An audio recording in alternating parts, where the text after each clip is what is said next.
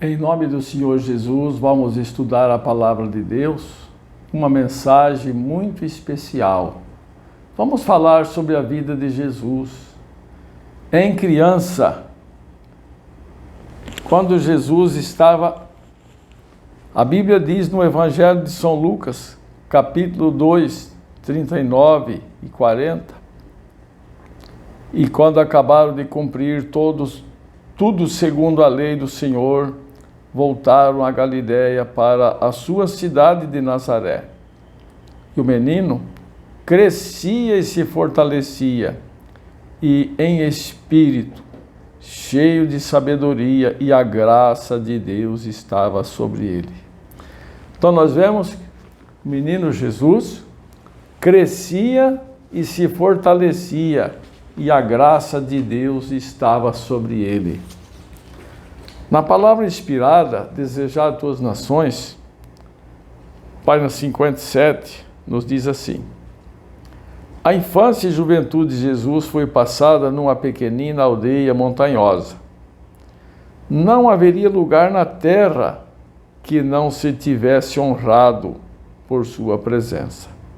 Os palácios reais ter-se-iam sentido privilegiados em o receber como hóspede, mas ele passou pelos lares afortunados, pelas cortes da realeza e pelas famosas sedes do saber, para fazer de seu lar a obscura e desprezada Nazaré. Maravilhoso em sua significação é o breve relatório da primeira parte de sua vida. E o menino crescia e se fortalecia em espírito, cheio de sabedoria, e a graça de Deus estava sobre ele. Que obra maravilhosa! O mundo não aceitou Jesus justamente pelo motivo dele não vir da realeza. Ele veio de um lugar humilde, foi viver num lar de Nazaré, num lugar humilde, um lugar simples. À luz da presença de seu Pai, crescia Jesus em sabedoria e em estatura, e em graça para com Deus e os homens. Seu espírito era ativo e penetrado com uma reflexão e sabedoria, além de sua idade. Também, o caráter era belo, na harmonia que apresentava. As faculdades da mente e do corpo desenvolviam-se gradualmente segundo as leis da infância. As faculdades da mente e do corpo desenvolviam gradualmente segundo as leis da infância. Nós vemos esse menino no lar humilde, ia crescendo, cheio de sabedoria, a graça de Deus estava sobre ele. E nós vamos perceber aqui que Jesus revelava como criança disposição singularmente amável. Aquelas mãos cheias de boa vontade estavam sempre prontas a servir a outros. Interessante, é difícil ver uma criança hoje em nossos dias sempre disposta a servir, mas Jesus, aquelas mãos estavam sempre prontas para servir. Aquelas mãos cheias de boa vontade estavam sempre prontas para servir a outros. Manifestava uma paciência que coisa alguma conseguia perturbar, e uma veracidade nunca disposta a sacrificar a integridade. Firme como a rocha em questões de princípios, sua vida revelava a graça da abnegada cortesia. Vemos aqui que esse menino, chamado Jesus, ele era firme como uma rocha em questão de princípio, questões de princípios. E ele revelava a graça da verdadeira cortesia, da abnegada cortesia. Com profunda solicitude, observava a mãe de Jesus o desenvolvimento das faculdades da criança e contemplava o cunho da perfeição de seu caráter. Era com deleite que procurava animar aquele espírito inteligente de fácil apreensão. Por meio do Espírito Santo, recebia sabedoria para cooperar com os instrumentos celestiais. No desenvolvimento dessa criança, que só tinha a Deus por Pai. O Espírito Santo cooperava com ele, o ajudava, o inspirava. E essa criança que só tinha a Deus por Pai, vivia, testemunhava, era cortês, era amável e em questões de princípios, firme, fiel como uma rocha. Desde os primeiros tempos, os fiéis em Israel haviam dado muita atenção à educação da juventude. O Senhor dera instruções quanto a ensinar-se às crianças, desde a mais tenra idade, acerca de sua bondade e grandeza, especialmente, segundo, estas se revelam em sua lei e se demonstram na história de Israel. Cânticos, orações e lições das Escrituras deviam ser adaptados à mente que se ia abrindo. Os pais e mães deviam instruir os filhos em que a lei de Deus é a expressão de seu caráter e que, ao receber os princípios da lei no coração, a sua imagem era gravada no espírito e na alma. Muito do ensino era feito oralmente, mas os jovens aprendiam também a ler os escritos dos hebreus e os rolos de pergaminho das Escrituras do Velho Testamento, franqueados a seu estudo. Então, vemos aqui que o papai e mamãe dedicavam tempo, dedicavam tudo para ensinar aos seus filhos, inclusive a Jesus, a lei de Deus, tá? Ensinar que isso era uma expressão do caráter de Deus e que, ao receber os princípios da lei no coração, a sua imagem era gravada no espírito e na alma.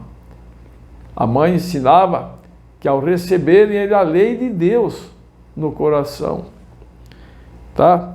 A imagem de Deus era gravada no espírito e na alma. E muito desse trabalho era feito oralmente. A mãe ia conversando e ensinando. Ao tempo de Cristo, a vila ou cidade que não providenciava quanto à instrução religiosa da mocidade era considerada sob a maldição de Deus. Ao tempo de Jesus, então a vila ou cidade que não ensinava, não dava essas instruções, era considerada como estando sob a maldição de Deus. Todavia, o ensino se tornava formal. A tradição havia em alto grau sobrepujado as Escrituras. A verdadeira educação teria levado os jovens a que buscasse ao Senhor, se porventura tateando o pudesse achar. Então, voltamos a esse pensamento. A verdadeira educação teria levado os jovens a buscar ao seu Senhor, mas a falsa educação de hoje leva a juventude cada dia para mais longe de Deus, a se tornarem céticos, incrédulos. Isso é uma tristeza. Mas os mestres judeus davam atenção a questões cerimoniais, A mente era sobrecarregada com matérias sem valor para o que a aprendia e que não seria reconhecida na escola superior das cortes do alto. Nós vemos o ministério judaico dava valor a questões sem valor, que não seria reconhecida nas cortes do alto. A experiência obtida mediante a aceitação individual da palavra de Deus não tinha lugar no sistema educativo. Absorvido na rotina das coisas exteriores, o estudante não encontrava horas de quietação para estar com Deus. Não lhe escutava a voz falando ao coração. Em sua procura de conhecimentos, desviava-se da fonte de sabedoria. Os grandes elementos do serviço de Deus eram negligenciados, obscurecidos os princípios da lei. O que se considerava como educação superior constituía o maior obstáculo ao verdadeiro desenvolvimento. O que a igreja considerava educação superior era o maior obstáculo ao desenvolvimento espiritual. Sob a influência dos rabis, as faculdades dos jovens eram reprimidas. Seu espírito se tornava constrangido e estreito. Então, de que valia essa educação da escola da igreja? O menino Jesus não se instruía nas escolas das sinagogas. Sua mãe foi seu primeiro mestre humano. Dos lábios dela e dos rolos dos profetas, aprendeu as coisas celestiais. As próprias palavras por ele ditas a Moisés para Israel eram-lhe agora ensinadas aos joelhos de sua mãe. Ao avançar da infância para a juventude, não procurou as escolas dos rabis. Não necessitava da educação obtida de tais fontes, pois Deus lhe servia de instrutor. E por que esse menino, passando da infância para a juventude? Por que ele não procurou as escolas que, segundo a igreja da época, tornaria as pessoas jovens sábios? Por quê? Outra parte diz no livro Vida de Jesus, teria tornado eles incapacitados para as coisas de Deus. Tá? Ensinavam muitas coisas que não eram verdadeiras. Esse era o problema de Jesus não estar lá entre os outros aprendendo. A pergunta feita durante o ministério do Salvador, como sabe este letras, não as tendo aprendido? Não quer dizer que Jesus não soubesse ler, mas simplesmente que não recebera a instrução dos rabinos. Ele sabia ler muito bem e interpretar as coisas de Deus, só que não tinha recebido instruções dos rabinos. Uma vez que ele obteve conhecimento,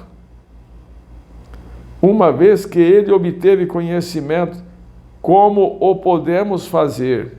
Sua familiarização com as Escrituras mostra quão diligentemente os primeiros anos de sua vida foram consagrados ao estudo da palavra de Deus.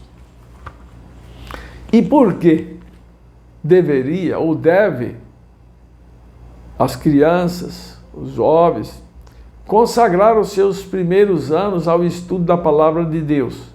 Eu diria porque isto é a base. É a base para uma vida toda. Provérbios 22:6 diz que instrui o menino no caminho que deve andar.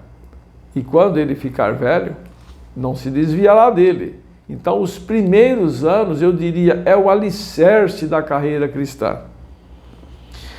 E perante ele, estendia-se a grande biblioteca das obras criadas por Deus. Aquele que fizera todas as coisas, estudou as lições que sua própria mão escrevera na terra e no mar e no céu. Desviado dos profanos métodos do mundo, adquiriu da natureza acumulados conhecimentos científicos. Aonde Jesus foi estudar sobre a ciência? Na própria natureza, por ele criada. Ali ele teve grandes conhecimentos científicos. Estudava a vida das plantas e dos animais, bem como a dos homens.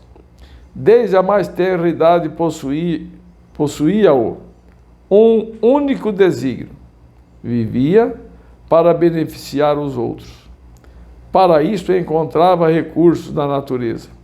Novas ideias de meios e modos brotavam-lhe na mente. Ao estudar a vida das plantas e dos animais, procurava continuamente tirar das coisas visíveis instruções pelas quais pudesse apresentar os vivos oráculos de Deus. Então, Jesus, ele estudava em meio à natureza, a ciência, a vida das plantas, a vida dos animais, a vida dos homens, o desenvolvimento de tudo isso.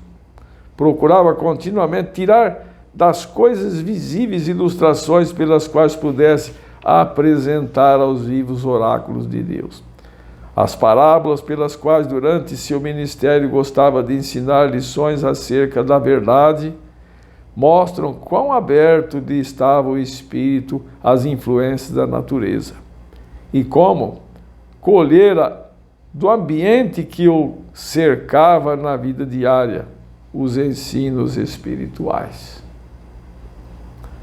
Então, este menino Jesus, no ambiente que ele vivia, ele procurava colher as coisas espirituais, os ensinos espirituais. Assim, se revelava a Jesus o significado da palavra e das obras de Deus. Ao buscar compreender a razão das coisas, os seres celestiais serviam-lhe de assistentes e cultivava santos pensamentos e comunhão. Desde os primeiros clarões da infância ou da inteligência, foi sempre crescendo em graça espiritual e no conhecimento da verdade. Essa é a parte mais importante. E era assistido por seres celestiais. Os anjos estavam sempre por perto assistindo esta criança. Continuando, e diz assim: toda criança pode adquirir conhecimento como Jesus o adquiriu. Sabe como? Quando tem pais cristãos que se preocupam de dar as instruções também que Maria deu para Jesus, ensinar ele a base cristã, os rudimentos da vida cristã, como deve viver um cristão. Então, toda criança pode adquirir conhecimento como Jesus o adquiriu. Ao procurarmos relacionarmos com nosso Pai Celestial através de sua palavra, anjos se achegarão a nós, nossa mente será fortalecida, nosso caráter elevado e apurado, tornar-nos-emos mais semelhante ao nosso Salvador. E ao contemplarmos o que é belo e grande na natureza, nossas afeições crescem para com Deus. Ao mesmo tempo que o espírito se enche de reverente respeito, a alma se avigora ao pôr-se em contato com o infinito por meio de suas obras. A comunhão com Deus, mediante a oração, desenvolve as faculdades mentais e morais, e as espirituais se robustecem ao comunicarmos pensamentos sobre assuntos espirituais. Nós vemos, nossas faculdades podem ser robustecidas das crianças, dos jovens, ao buscarem, ao pensarem em assuntos espirituais. A vida de Jesus estava em harmonia com Deus enquanto criança, pensava e falava como criança, mas nenhum traço de pecado desfigurava nele a imagem divina. Não ficou, no entanto, isento de tentação. Os habitantes de Nazaré eram proverbiais por sua impiedade. O mau conceito em que eram geralmente tidos revela-se na pergunta de Natanael: pode vir alguma coisa boa de Nazaré? Jesus foi colocado no lugar em que seu caráter seria provado. Era-lhe necessário estar sempre em guarda, a fim de conservar sua pureza. Estava sujeito a todos os conflitos que nós outros temos de enfrentar, para que nos pudesse servir de exemplo na infância, na juventude e na idade varonil. Jesus passou por todas essas fases da vida e deixou-nos um exemplo de cristão, deixou um modo de vida perfeito a seguir, um exemplo perfeito. Satanás era infatigável em seus esforços para vencer a criança de Nazaré. Quando Satanás olhava para essa criança que só buscava Deus, só pensava nas coisas relacionadas com o céu, ele lutava para vencer essa criança. Desde seus primeiros anos, Jesus era guardado por anjos celestiais. Todavia, sua vida foi uma longa luta contra os poderes das trevas. Que houvesse de existir na terra uma vida isenta de contaminação do mal era uma ofensa em perplexidade para o príncipe das trevas. Não houve meio que não tentasse para enredar Jesus. O que Satanás fez? Tentou em tudo. Não houve meio que ele não tentasse para enredar Jesus. Nenhum dos filhos dos homens será jamais chamado a viver uma vida santa em meio a tão renhido conflito com a tentação como o nosso Salvador. Tudo o que nós pudermos passar aqui, nosso Salvador passou muito mais, porque ele era o exemplo perfeito. Veio para redimir a raça perdida, teria que ser um sacrifício perfeito também.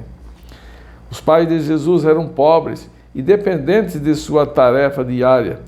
Ele estava familiarizado com a pobreza e a abnegação e as privações. Essa experiência serviu-lhe de salvaguarda.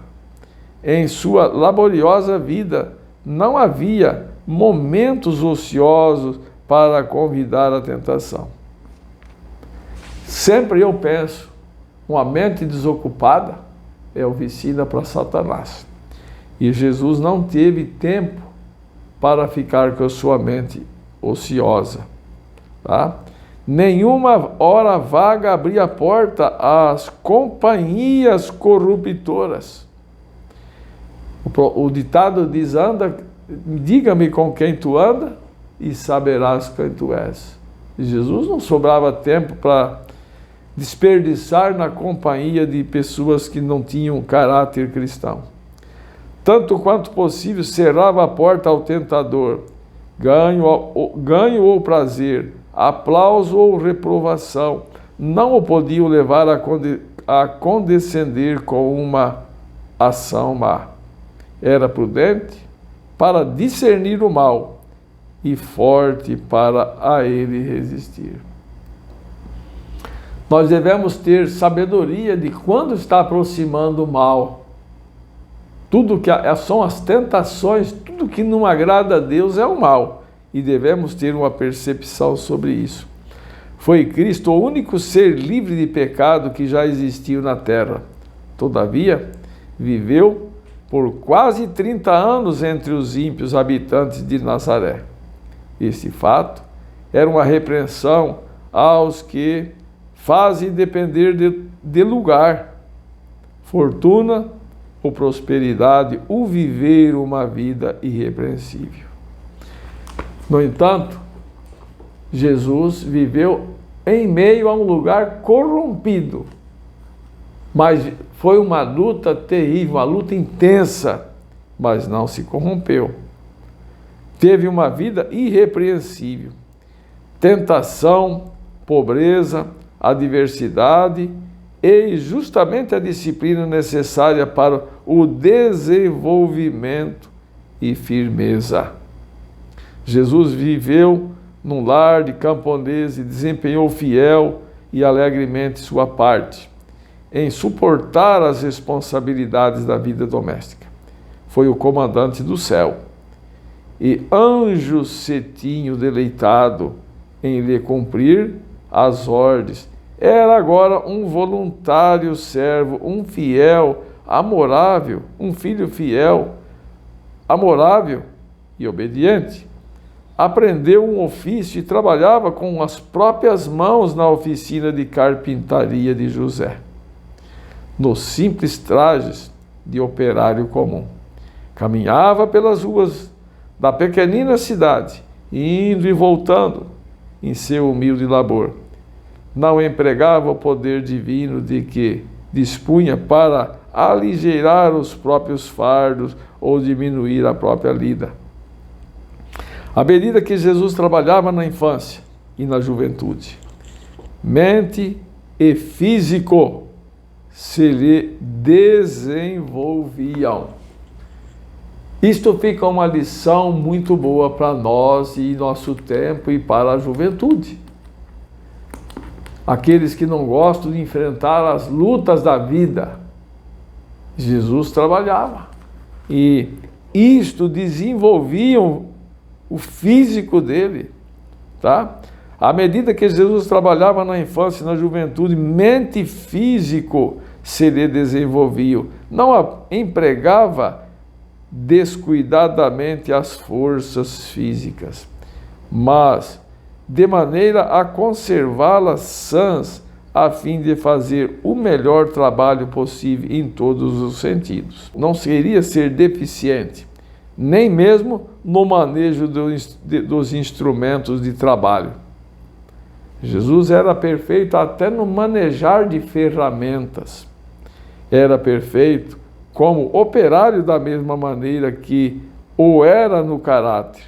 Pelo exemplo, ensinou que nos cumpre ser industriosos, que nosso trabalho deve ser executado com exatidão e esmero, tornando-se assim honroso.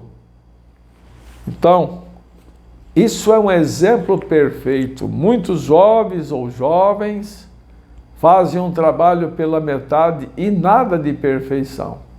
E, no entanto, Jesus deixou um exemplo de um trabalho honroso, perfeito. Diz que ele era perfeito até no manuseio das ferramentas que usava. O exercício que ensina as mãos a serem úteis e educa os jovens em fazer sua parte quanto às responsabilidades da vida. Comunica robustez física e desenvolve todas as faculdades. O que faz os exercícios da vida? Comunica a robustez física e desenvolve todas as faculdades.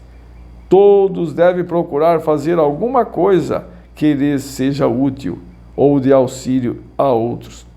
Deus designou o trabalho como uma bênção e somente o trabalhador diligente encontra a verdadeira glória e alegria da vida.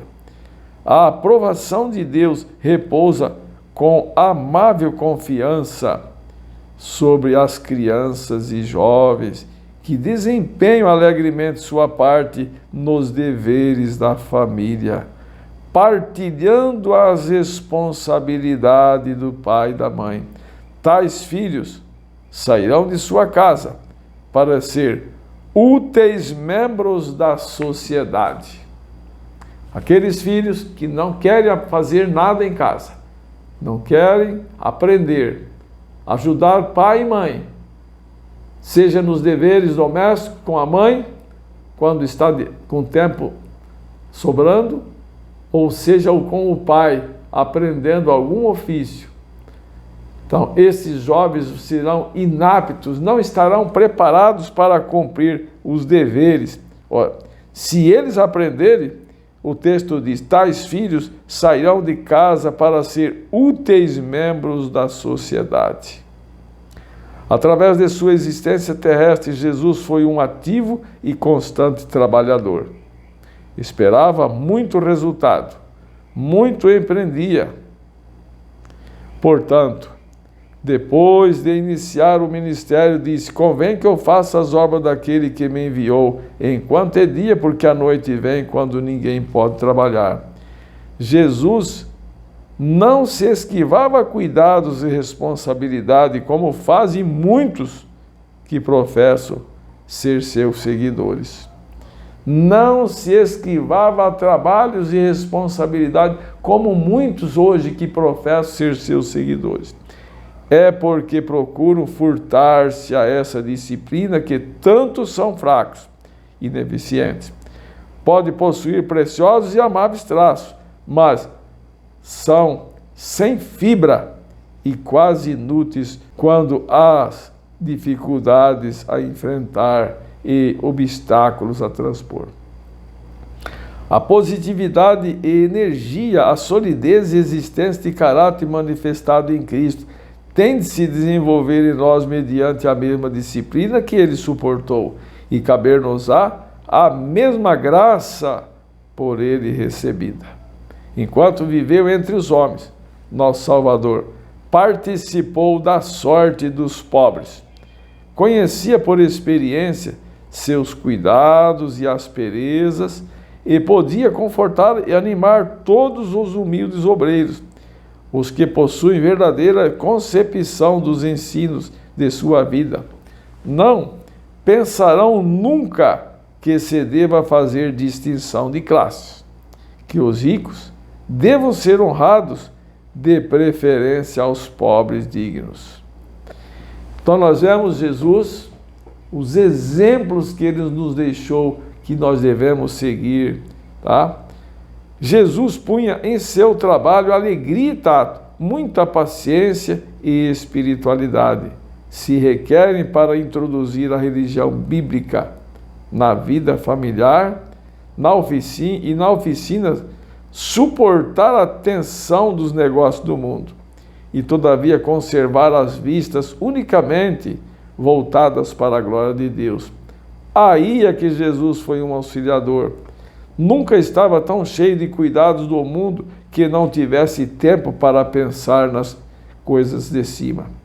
Exprimia frequentemente o contentamento que lhe ia no coração, cantando salmos e hinos celestiais. Muitas vezes ouvia os moradores de Nazaré sua voz erguer-se em louvor e ações de graças a Deus. Entretinha em cânticos, comunhão com o céu, e quando os companheiros se queixavam da fadiga e do trabalho, eram animados pela doce melodia de seus lábios. Dir-se-ia que seu louvor banisse os anjos maus, e como incenso enchesse de fragrância o lugar em que se achava. O espírito dos ouvintes era afastado de seu terreno exílio para o lar celestial. Que exemplo maravilhoso e perfeito. Jesus animava todos aqueles que estavam acabrunhados, estavam tristes, estavam desanimados, cantando, louvando a Deus, elevavam as mentes para as coisas celestiais. Jesus era a fonte de vivificante misericórdia para o mundo. E durante todos aqueles retirados anos de Nazaré, sua vida fluía em correntes de simpatia e ternura. Os velhos, os sofredores oprimidos de pecado, as crianças a brincarem em sua inocente alegria, as criaturinhas dos bosques, os pacientes animais de carga, todos se sentiam mais felizes por sua presença. Aquele cuja palavra poderosa sustinha os mundos, detinha-se para aliviar um pássaro ferido nada havia para ele indigno de sua atenção, coisa alguma a que desdenhasse prestar auxílio. Que Jesus deixou de exemplo para nós. Até um passarinho ferido ele dispensava a sua total atenção. Tudo ele fazia o bem. Todos se sentiam felizes ao redor deles. Velhos, jovens, crianças, os animais, tudo ficava feliz ao redor de Jesus. Assim, à medida que se desenvolvia em sabedoria e estatura, crescia Jesus em graça para com Deus e os homens. Atraía a simpatia de todos os corações mediante a capacidade que revelava de se compadecer de todos. A atmosfera e esperança e valor que o circundava tornava-o uma bênção em todo lar. Muitas vezes, na sinagoga, aos sábados, era convidado para ler a lição dos profetas. E o coração dos ouvintes fremia, pois nova luz brilhava nas palavras familiares dos textos sagrados. Embora Jesus não houvesse estudado na sinagoga da igreja, ele ia na igreja e era pedido a ele que lesse a mensagem dos profetas, e ele lia, e uma nova luz brilhava nos corações das pessoas, dos que estavam assistindo na igreja. Não obstante, Jesus fugia à tentação. Durante todos os anos de sua residência em Nazaré, não fez exibição de seu miraculoso poder. Não buscou altas posições, nem pretendeu nenhum título. Sua vida quieta e simples, e mesmo o silêncio das Escrituras a respeito dos primeiros anos de sua vida, ensina importante lição. Quanto mais simples e tranquila a vida de uma criança, quanto mais livre de excitações artificiais e quanto mais em harmonia com a natureza, tanto mais favorável é ela ao vigor físico e mental e à robustez espiritual. Jesus é o nosso exemplo. Muitos há que se detêm com interesse sobre o período de seu ministério público, enquanto passam por alto os ensinos de seus primeiros anos. Veja, pensar somente nos anos de ministério público de Jesus e deixar seus primeiros anos de lado não é sabedoria. É, porém, na vida doméstica que ele é o modelo de todas as crianças e jovens. Na vida doméstica, junto com pai e mãe, na educação, no trabalho, na obediência, na cortesia, no amor, no respeito. O Salvador condescendeu em ser pobre para poder ensinar. Quão intimamente podemos nós, em uma vida humilde, andar com Deus. Viveu para agradar, honrar e glorificar o Pai nas coisas comuns da vida. Sua obra começou por consagrar o humilde ofício do operário que labuta para ganhar o pão cotidiano. Quando trabalhava ao banco de carpinteiro, fazia tanto a obra de Deus, como quando operava milagres em favor da multidão. Quão importante e honroso é o trabalho, é o ofício, quando se faz com contentamento e para glorificar a Deus. Olha, quando trabalhava no banco de carpinteiro, fazia tanto a obra de Deus como quando operava milagres em favor da humanidade. E todo jovem que segue o exemplo de Cristo, na fidelidade e obediência, em seu humilde lar, pode reclamar aquelas palavras proferidas a respeito dele pelo Pai, por intermédio do Espírito Santo. Eis aqui o meu servo a quem sustenho, o meu eleito, em que me compraz a minha alma. Então, isso aqui fica como estímulo, como exemplo, modelo a seguir. Jesus foi um bom exemplo, exemplo perfeito, modelo perfeito, um filho exemplar que compartilhava dos deveres domésticos, tanto ajudando a mãe em casa como seu pai no banco de carpintaria. E que o Senhor abençoe que tanto as crianças como os jovens possam ter o privilégio, com a sabedoria paterna e materna, de educar esses filhos para o céu, educar os filhos para serem úteis na vida, onde quer que eles forem, que eles possam ser prestativos, honrados, possam ser uma bênção. Que Deus possa abençoar e que a graça, a paz e a comunhão do Espírito Santo repouse sobre cada um de nós. Amém.